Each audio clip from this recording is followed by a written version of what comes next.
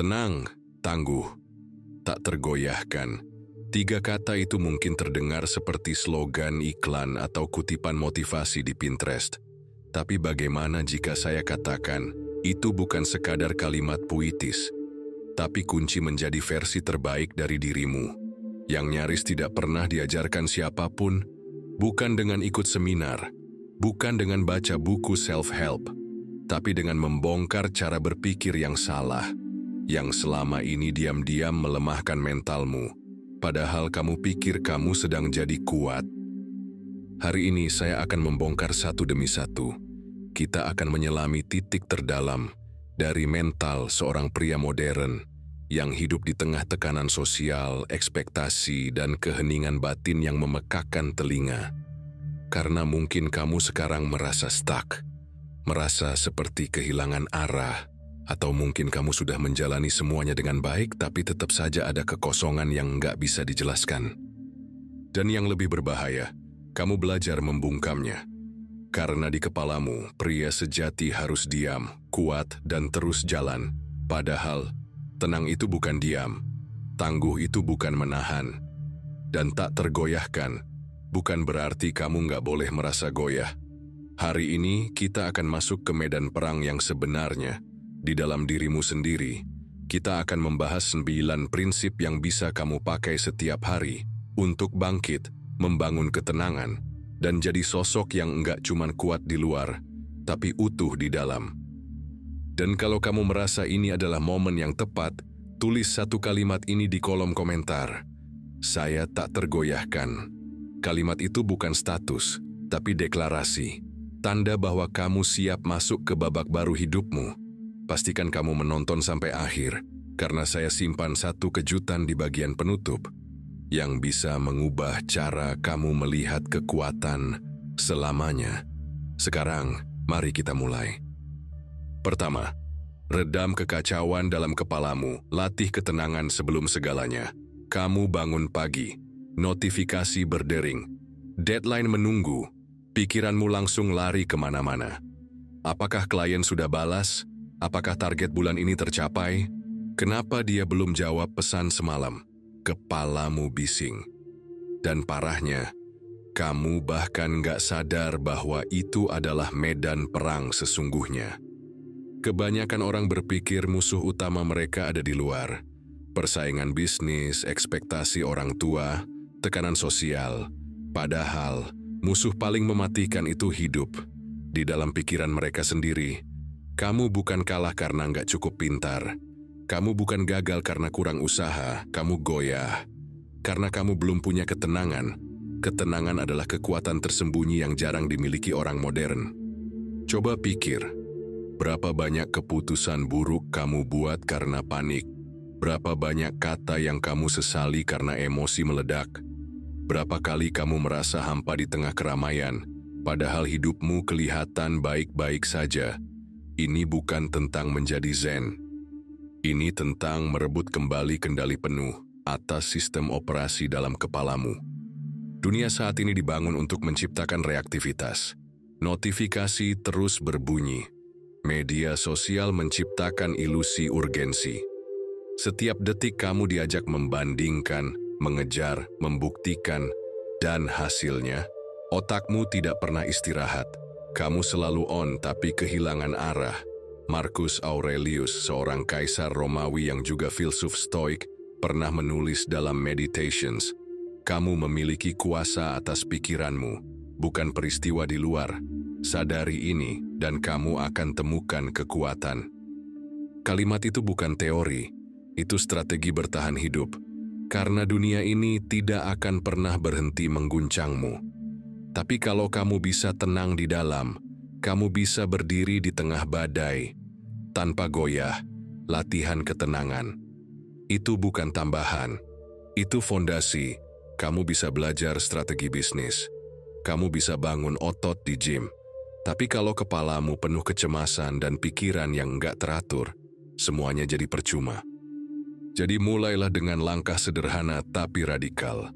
Luangkan 10 menit setiap hari untuk mendengarkan pikiranmu sendiri, tanpa distraksi, tanpa layar, tanpa input dari luar. Biarkan pikiranmu muncul tanpa dihakimi. Rasakan napasmu. Perhatikan apa yang sering muncul di benakmu saat kamu berhenti melarikan diri. Mungkin yang muncul adalah rasa takut gagal. Mungkin suara batinmu yang terus berkata, kamu nggak cukup. Mungkin kamu akan sadar bahwa selama ini, kamu hanya menjalani hidup orang lain. Itulah momen di mana proses transformasi dimulai.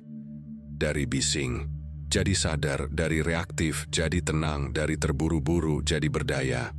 Dan kalau kamu berpikir, tapi hidupku terlalu sibuk untuk itu semua, itu justru tandanya kamu membutuhkannya lebih dari siapapun. Ketenangan adalah otot, dan otot itu bisa dilatih. Mulai dari kesadaran napas, latih fokus dalam kekacauan, belajar menerima tanpa panik, respons, bukan reaksi. Karena orang yang bisa tetap tenang saat semua orang kehilangan arah, dialah yang akan memimpin, dialah yang akan jadi tangguh dan dia tak akan tergoyahkan. Sekarang sebelum lanjut ke prinsip berikutnya, ambil waktu 30 detik, tarik napas perlahan, dan tanya pada dirimu, apakah aku hidup dengan kesadaran atau hanya bereaksi? Kalau kamu merasa ini relate banget sama hidupmu, pastikan kamu subscribe channel ini.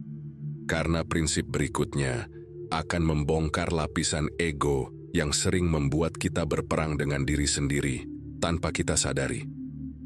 Kedua, hentikan perang dengan dirimu sendiri, bentuk identitas yang tegas. Apa jadinya kalau kamu habiskan seluruh hidupmu jadi orang yang bukan dirimu? Bukan karena kamu pembohong, bukan juga karena kamu pura-pura, tapi karena kamu nggak pernah benar-benar kenal siapa kamu sebenarnya. Kamu adaptif, kamu pintar menyesuaikan diri, tapi dalam proses itu, tanpa sadar, kamu korbankan satu hal, identitas, dan itu harga yang mahal. Kita hidup dalam ilusi ganda. Di satu sisi, kamu ingin diterima. Di sisi lain, kamu ingin bebas. Kamu bilang mau jadi diri sendiri, tapi juga nggak mau dicap berbeda. Kamu bilang punya prinsip, tapi setiap minggu kamu ubah arah, tergantung tren, circle, atau pasangan. Ini bukan fleksibel. Ini bukan adaptif. Ini perang dalam diri, yang nggak akan pernah kamu menangkan. Dan kalau kamu terus hidup dalam perang itu, kamu akan merasa lelah tanpa tahu kenapa. Setiap pencapaian rasanya hambar, setiap keputusan terasa ragu, setiap pujian malah bikin kamu makin hampa. Kenapa? Karena kamu sedang menjalani hidup yang bukan milikmu. Nietzsche pernah bilang, bentuk keputusasaan yang paling umum adalah ketika kamu bukan menjadi dirimu sendiri. Dan itu benar karena kalau kamu nggak berdiri dengan identitasmu sendiri, kamu akan terus goyah oleh omongan orang, budaya populer, bahkan algoritma. Jadi bagaimana cara membentuk identitas yang tegas? Pertama, jujur secara brutal apa yang benar-benar kamu inginkan. Apa yang sebenarnya kamu takuti. Siapa yang selama ini kamu coba tiru. Dan kenapa? Tuliskan itu. Biar terang benderang. Kedua, tentukan nilai yang kamu pegang, bukan nilai yang kamu warisi. Banyak orang hidup dengan nilai yang dipaksakan. Dari keluarga, lingkungan, bahkan sosial media. Tapi nilai sejati adalah yang kamu pilih setelah berpikir panjang. Ketiga, buat keputusan dari nilai itu. Ulang.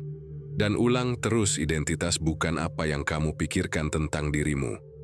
Identitas dibangun dari konsistensi tindakan, bukan niat. Kamu adalah apa yang kamu toleransi. Kamu adalah apa yang kamu ulang. Pria sejati tidak terlahir dengan identitas kuat. Dia membangunnya dengan keringat, dengan luka, dengan keputusan-keputusan sulit. Bahkan kadang, kamu harus kehilangan hubungan, kenyamanan, atau peluang demi tetap setia pada siapa kamu sebenarnya. Dan iya, itu akan sepi. Tapi lebih baik sepi dengan harga diri daripada ramai dalam kebingungan. Bayangkan kamu sedang berdiri di tengah badai, semua orang menunduk, mencari perlindungan. Tapi kamu berdiri tegak, karena kamu tahu siapa kamu tahu kenapa kamu di situ, dan kamu tidak perlu validasi siapapun untuk merasa utuh. Know thyself.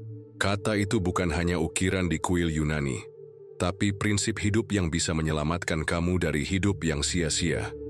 Sekarang, tutup mata sebentar dan tanya dengan jujur. Apakah aku benar-benar hidup sebagai diriku, atau hanya topeng yang dibuat agar aku diterima? Kalau kamu merasa jawaban itu mulai terasa, tulis di kolom komentar, "Aku tidak akan hidup sebagai orang lain." Karena begitu kamu memilih itu, kamu sedang keluar dari perang dan mulai membangun fondasi yang tak tergoyahkan. Di prinsip berikutnya, kita akan masuk ke area yang lebih dalam dan lebih berbahaya, emosi. Bagaimana kamu bisa kendalikan badai emosional tanpa mematikan perasaanmu? Ketiga, kuasai emosi, jangan dibungkam, kendali. Bukan penyangkalan, emosi bukan kelemahan. Tapi kalau kamu tak bisa mengendalikannya, emosi akan menjadikanmu budak, dan budak tak pernah bisa memimpin hidupnya sendiri. Berapa kali kamu meledak karena hal sepele? Berapa kali kamu hancurkan hubungan, peluang, atau bahkan rasa damai karena satu emosi yang tak terkendali? Atau sebaliknya, berapa lama kamu simpan semuanya di dalam, pura-pura kuat, pura-pura nggak butuh siapa-siapa, sampai akhirnya kamu jadi kosong. Ini bukan tentang jadi orang yang dingin, tapi tentang jadi orang yang berdaulat atas dirinya sendiri. Karena ada dua ekstrem yang menghancurkan kita diam-diam. Pertama, kamu biarkan emosimu menguasaimu. Kedua, kamu menyangkal bahwa kamu bahkan punya emosi. Keduanya salah. Keduanya mematikan. Karena orang yang menyangkal emosi bukan berarti kuat. Dia sedang menyimpan bom waktu. Dan orang yang diperbudak emosinya bukan berarti jujur. Dia sedang kehilangan arah. Seneca bilang, kemarahan yang tidak dikendalikan seringkali lebih menyakitkan dari penyebabnya sendiri. Bahkan para stoik yang sering disalahpahami sebagai dingin, justru percaya bahwa emosi adalah sesuatu yang harus diolah, bukan diabaikan. Jadi, apa itu kendali emosi? Kendali bukan represi, bukan menekan, bukan pura-pura tidak terasa. Kendali berarti mengenali apa yang sedang kamu rasakan, dan tetap bisa memilih respons yang paling bijak, paling strategis, dan paling berkelas. Bukan kamu yang dikuasai emosi, tapi kamu yang mengarahkan kemana emosimu bekerja. Kalau kamu marah, akui itu. Tapi jangan biarkan amarahmu menentukan keputusanmu. Kalau kamu sedih, terima itu. Tapi jangan biarkan kesedihanmu merusak harga dirimu. Laki-laki sejati tidak takut dengan emosinya. Dia berdiri di tengah badai emosional itu dan tetap bisa berpikir jernih. Itulah ketangguhan mental yang sebenarnya.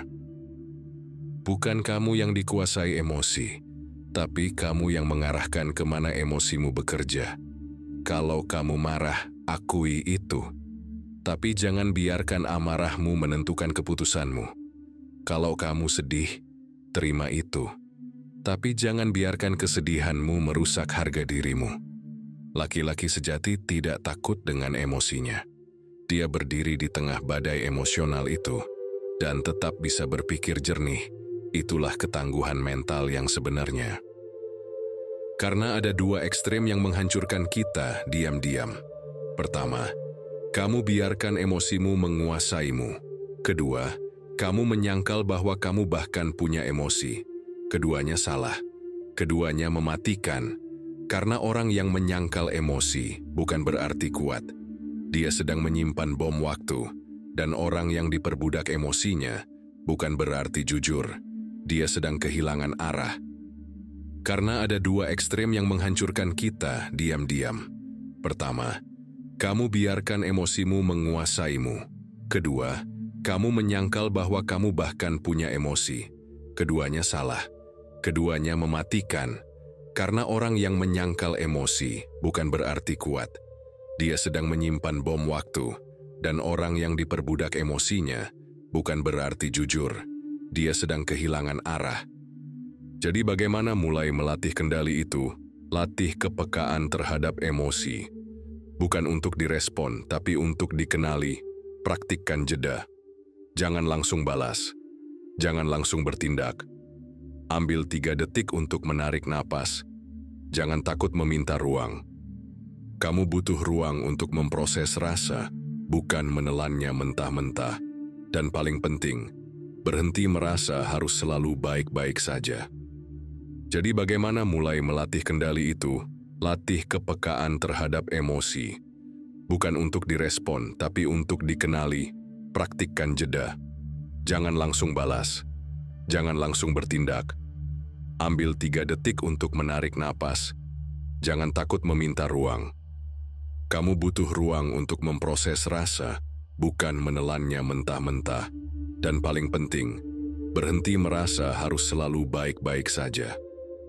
Karena yang bisa berkata saya sedang tidak baik, tapi saya akan pulih, itulah orang yang benar-benar kuat. Sekarang saya ingin kamu renungkan satu hal. Apakah kamu sedang mengendalikan emosimu, atau cuma menguburnya hidup-hidup?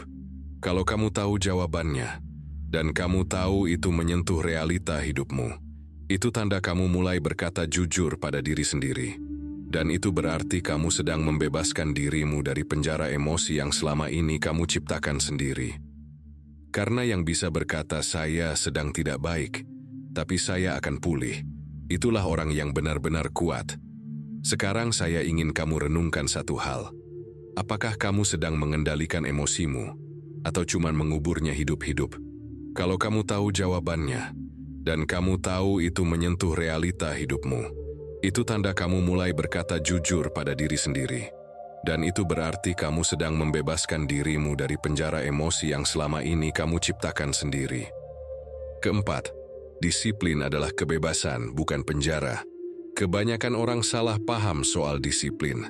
Mereka pikir disiplin itu kekangan, penjara, kehilangan kebebasan. Padahal justru sebaliknya, disiplin adalah pintu menuju kebebasan sejati. Karena yang enggak disiplin akan jadi budak dari segalanya, budak keinginan, budak kebiasaan buruk, budak mood, dan budak tidak pernah bisa hidup sesuai kehendaknya sendiri. Keempat, disiplin adalah kebebasan, bukan penjara. Kebanyakan orang salah paham soal disiplin. Mereka pikir disiplin itu kekangan, penjara, kehilangan kebebasan. Padahal justru sebaliknya, disiplin adalah pintu menuju kebebasan sejati. Karena yang enggak disiplin akan jadi budak dari segalanya, budak keinginan, budak kebiasaan buruk, budak mood, dan budak tidak pernah bisa hidup sesuai kehendaknya sendiri. Lihat realita di sekeliling kita. Banyak orang tumbang bukan karena kurang bakat, tapi karena tidak mampu mengarahkan dirinya.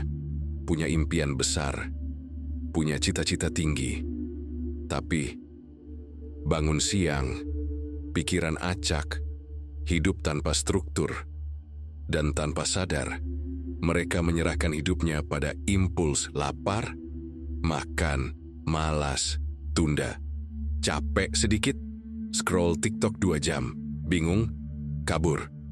Itu bukan kebebasan, itu ketergantungan. Itu hidup yang dikendalikan oleh sinyal jangka pendek, bukan arah jangka panjang. Lihat realita di sekeliling kita. Banyak orang tumbang bukan karena kurang bakat, tapi karena tidak mampu mengarahkan dirinya. Punya impian besar, punya cita-cita tinggi, tapi bangun siang, pikiran acak, hidup tanpa struktur, dan tanpa sadar, mereka menyerahkan hidupnya pada impuls lapar, makan, malas, tunda, capek sedikit, scroll TikTok 2 jam, bingung, kabur. Itu bukan kebebasan, itu ketergantungan. Itu hidup yang dikendalikan oleh sinyal jangka pendek, bukan arah jangka panjang. Epictetus pernah bilang, tiada manusia bebas yang tak menguasai dirinya sendiri. Disiplin bukan musuh kebebasan. Disiplin adalah satu-satunya cara kamu bisa hidup sesuai nilai dan tujuanmu. Dan anehnya, ketika kamu mulai hidup dengan disiplin, kamu justru merasa lebih ringan. Kenapa? Karena kamu tidak lagi harus bernegosiasi setiap hari dengan dirimu sendiri. Epictetus pernah bilang, tiada manusia bebas yang tak menguasai dirinya sendiri. Disiplin bukan musuh kebebasan. Disiplin adalah satu-satunya cara kamu bisa hidup sesuai nilai dan tujuanmu. Dan anehnya, ketika kamu mulai hidup dengan disiplin, kamu justru merasa lebih ringan. Kenapa? Karena kamu tidak lagi harus bernegosiasi setiap hari dengan dirimu sendiri. Bayangkan kamu bangun pagi dan kamu sudah tahu apa yang harus kamu lakukan. Kamu tidak menunggu motivasi datang. Kamu tidak perlu drama. Kamu cukup bergerak, bukan karena dipaksa, tapi karena kamu tahu, kamu sedang membentuk sesuatu yang lebih besar dari sekadar mood hari ini. Karena jujur saja, kalau kamu hanya bertindak saat kamu sedang mood, kamu akan kalah oleh orang yang bertindak meskipun mereka tidak mood. Dan orang seperti itu akan mengalahkanmu setiap hari. Bayangkan kamu bangun pagi dan kamu sudah tahu apa yang harus kamu lakukan. Kamu tidak menunggu motivasi datang. Kamu tidak perlu drama. Kamu cukup bergerak, bukan karena dipaksa, tapi karena kamu tahu, kamu sedang membentuk sesuatu yang lebih besar dari sekadar mood hari ini. Karena jujur saja, kalau kamu hanya bertindak saat kamu sedang mood, kamu akan kalah oleh orang yang bertindak meskipun mereka tidak mood. Dan orang seperti itu akan mengalahkanmu setiap hari. Disiplin bukan soal sempurna, bukan soal jadi mesin, tapi soal memutuskan sekali dan menepatinya setiap hari. Mau itu bangun pagi, olahraga, kerja dalam diam, atau menahan diri dari hal-hal impulsif. Semuanya adalah bentuk cinta terhadap dirimu di masa depan. Karena kamu sadar, hidup bukan soal kenyamanan hari ini, tapi siapa kamu besok.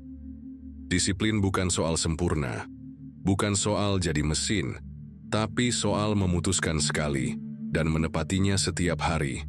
Mau itu bangun pagi, olahraga, kerja dalam diam, atau menahan diri dari hal-hal impulsif. Semuanya adalah bentuk cinta terhadap dirimu di masa depan. Karena kamu sadar, hidup bukan soal kenyamanan hari ini, tapi siapa kamu besok. Sekarang jujur pada dirimu sendiri.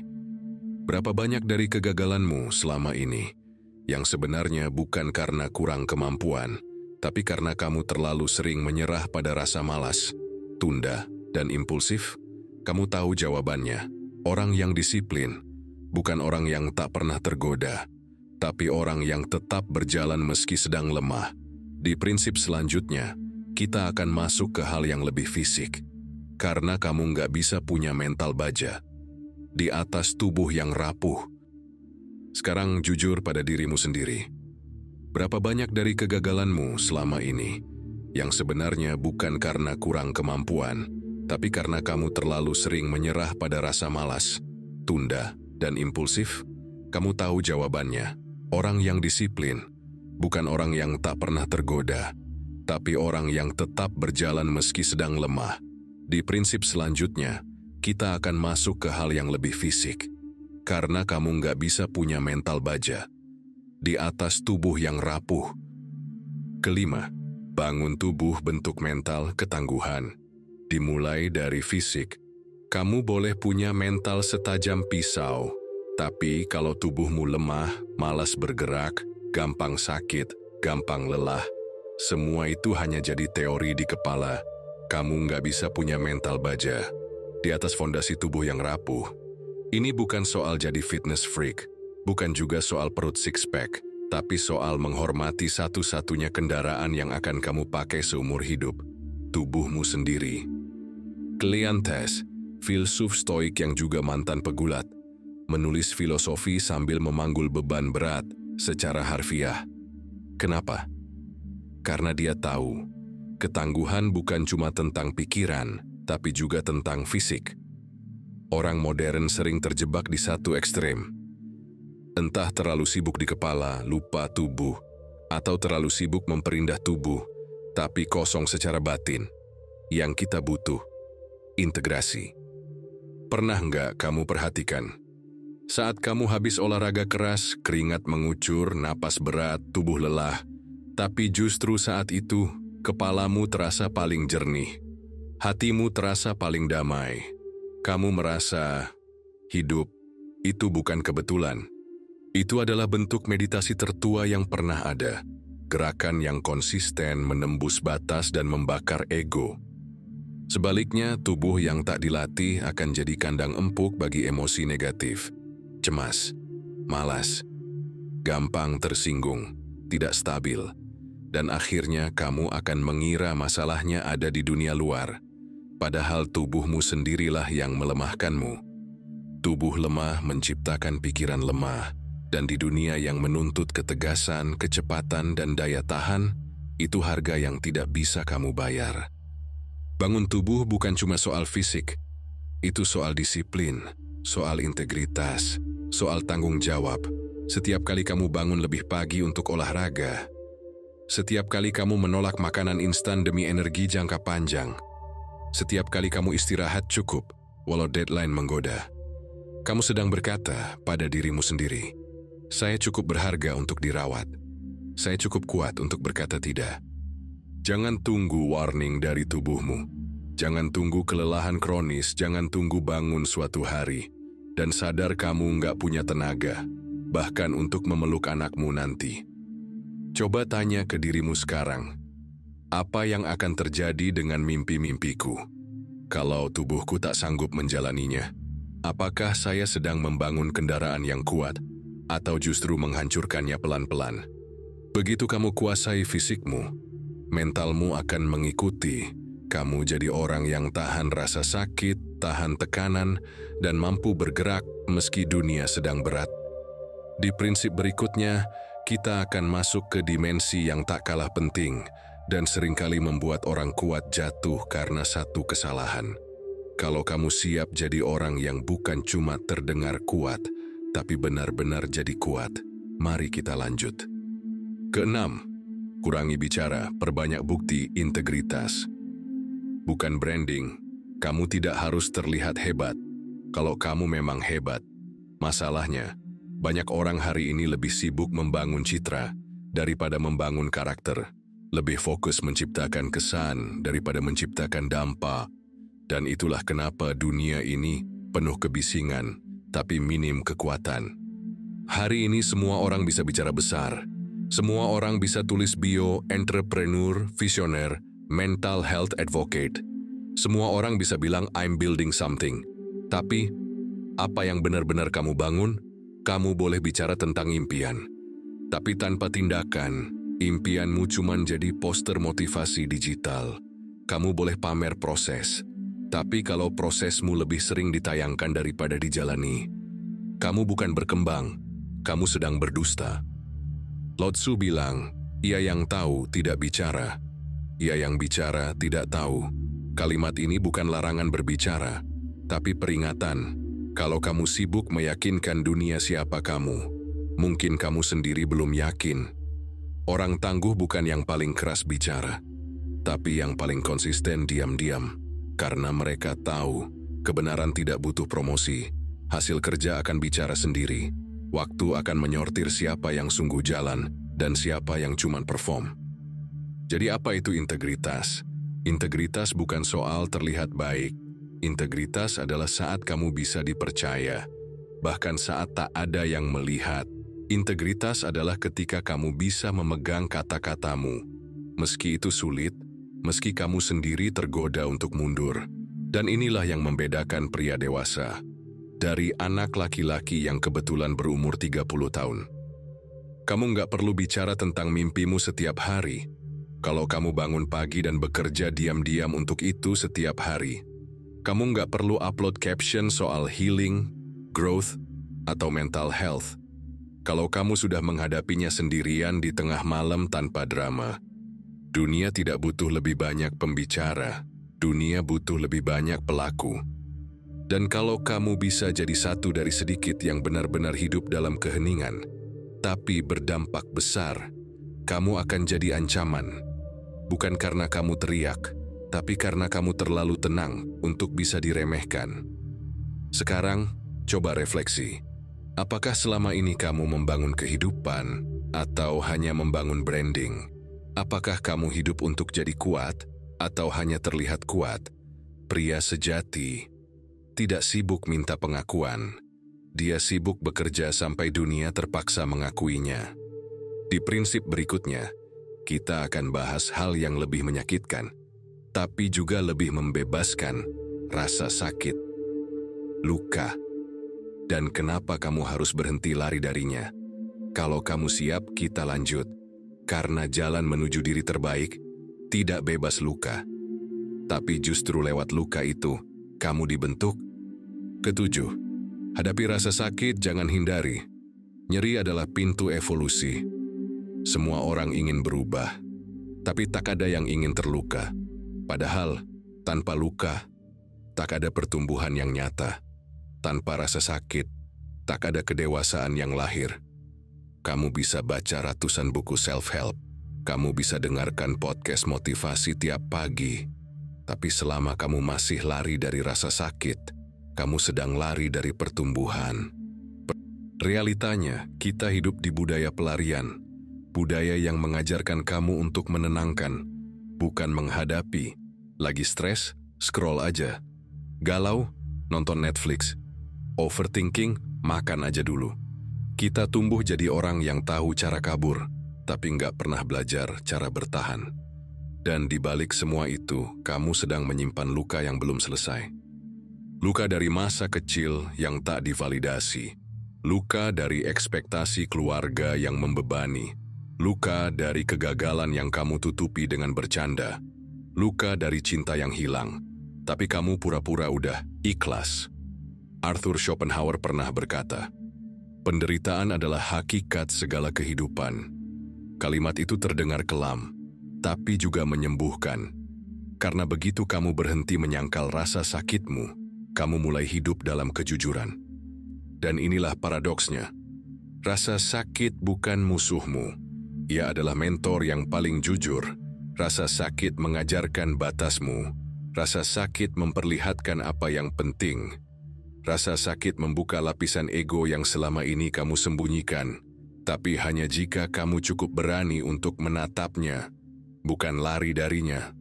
Coba pikirkan momen paling membentuk dalam hidupmu. Apakah itu saat kamu nyaman? Saat kamu senang? Saat semua hal berjalan sesuai rencana? Tidak. Yang benar-benar membentukmu adalah saat kamu dihancurkan, saat kamu gagal total, saat kamu ditinggalkan, saat kamu menangis sendirian tanpa tahu harus cerita ke siapa, dan kamu tetap memilih untuk bangkit. Itu bukan kelemahan, itu bukan drama. Itulah momen evolusimu. Karena rasa sakit adalah tempat kamu bertemu dirimu yang sebenarnya. Dan pria yang berani menghadapi rasa sakit tak akan takut dengan hidup itu sendiri. Jadi apa yang bisa kamu lakukan? Jangan buru-buru menyembuhkan. Rasakan dulu, tulis luka yang belum pernah kamu akui. Bicarakan rasa sakitmu, bukan untuk mengeluh, tapi untuk memvalidasi bahwa kamu masih hidup. Dan saat kamu merasa ingin lari, duduk, tarik napas. Hadapi 1 inci lebih lama dari biasanya. Coba kamu tanya sekarang, apa rasa sakit yang paling sering aku hindari? Dan siapa aku, kalau aku akhirnya memilih untuk menghadapinya? Begitu kamu berani hadapi lukamu, kamu sedang membuka pintu menuju versi paling otentik dari dirimu. Dan sekarang, setelah kamu berani menghadapi dirimu sendiri, kita akan bahas elemen yang seringkali membuatmu kembali jatuh. Lingkunganmu. Karena kamu tidak akan bisa menjadi singa di kandang domba. Kedelapan, ubah lingkungan, ubah hidup. Kamu adalah siapa yang kamu dekati. Kamu bisa punya mimpi besar. Kamu bisa punya visi hidup yang tajam.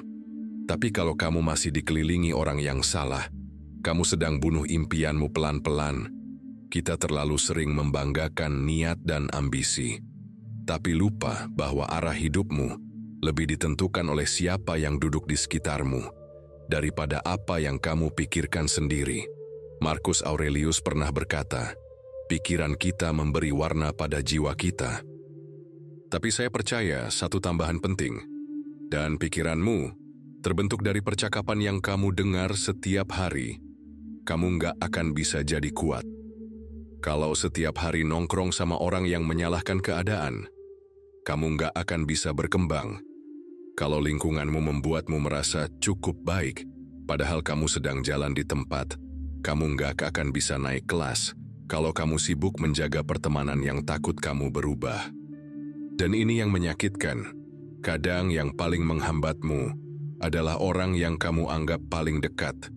Ubah lingkaranmu, ubah standarmu. Karena secara tidak sadar, kita menyesuaikan diri dengan norma kelompok kita. Kalau teman-temanmu malas, kamu akan merasa rajin hanya karena sedikit lebih baik. Kalau orang sekitarmu toksik, kamu akan belajar memaklumi kebusukan dan menyebutnya solidaritas. Berhenti pakai alasan, gak enak dia udah teman lama.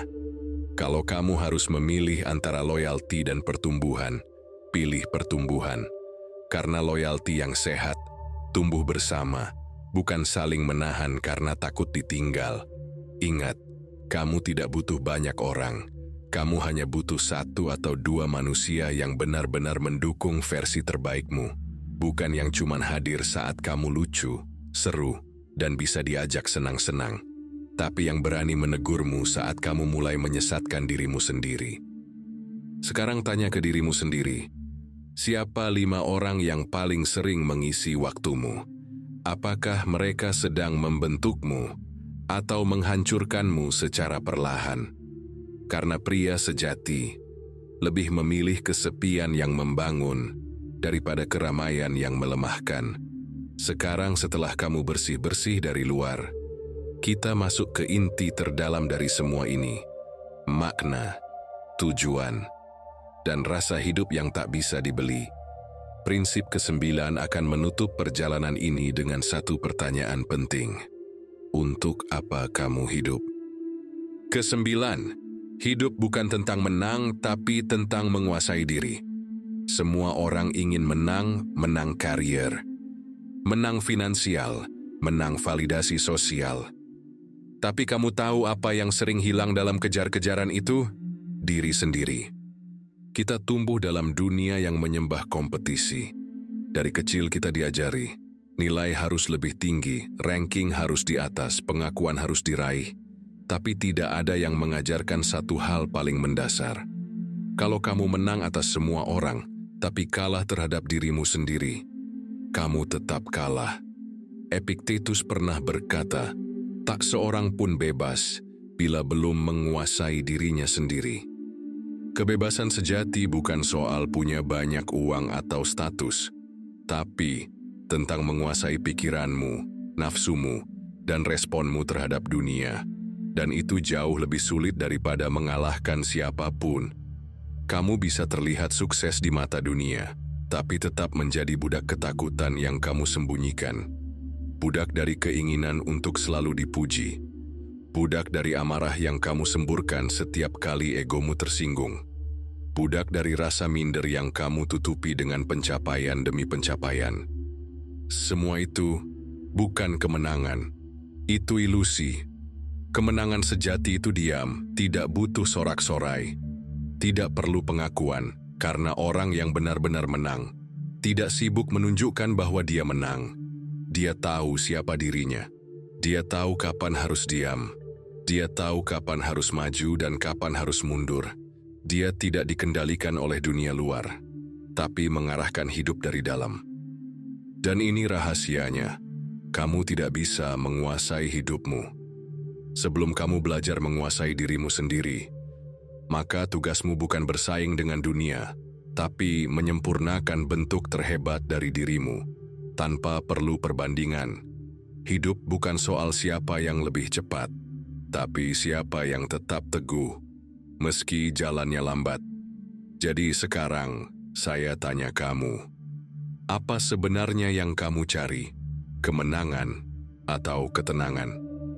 Saat kamu tidak lagi hidup demi validasi, saat kamu bisa berdiri tenang di tengah badai dan berkata pada dunia, aku tidak dikuasai siapapun, termasuk diriku yang lama.